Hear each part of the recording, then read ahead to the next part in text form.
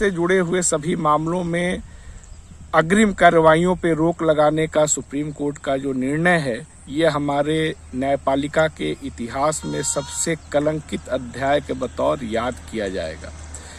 आप कौन होते हैं ये कहने वाले कि ये मामला बहुत पुराना हो गया है इसलिए अब इसमें आपको न्याय नहीं मिल सकता? आप कौन होते हैं न्यायपालिका के न्याय को डिलीवर करने के ड्यूरेशन को तय करने वाले? एक व्यक्ति अगर चाहता है कि उसको इस मामले में न्याय मिले तो उसको न्याय मिलना चाहिए। अमित शाह जी के पूर्व वकील और मौजूदा दौर में सुप्रीम कोर्ट के हमारे सीजेआई साहब यूयू ललित जी को बताना चाहिए कि गुजरात के किसी अगर पीड़ित को न्याय चाहिए तो आज वो कहाँ जाए, क्योंकि आपने तो दरवाजा बंद कर दिया।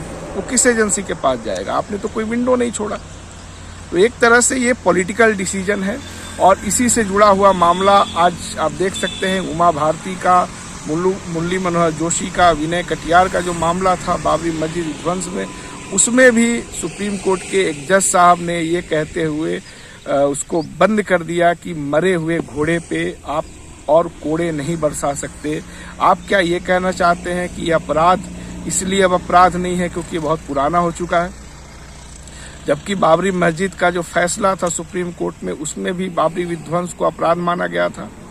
लिब्राहन आयोग सिर्फ इसी अपराध की जांच के लिए बना था, फिर उसके रिपोर्ट का क्या मतलब है? एक तरह से न्यायपालिका सरकार के अनुरूप फैसले दे रही है और जहां उसको लग रहा है कि कोई तर्क नहीं है तो वो बहुत अतार्किक होने के हद तक भी जा रही है, जिससे आज ये पता चलता है।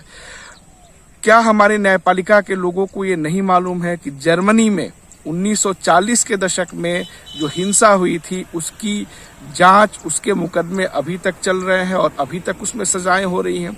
क्या आपको नहीं मालूम है कि हमारे पड़ोस में बांग्लादेश में 71 की जो घटना थी जिसमें ह्यूमन राइट वायलेशंस हुए थे, उसमें आज तक सजाएं हो रही हैं?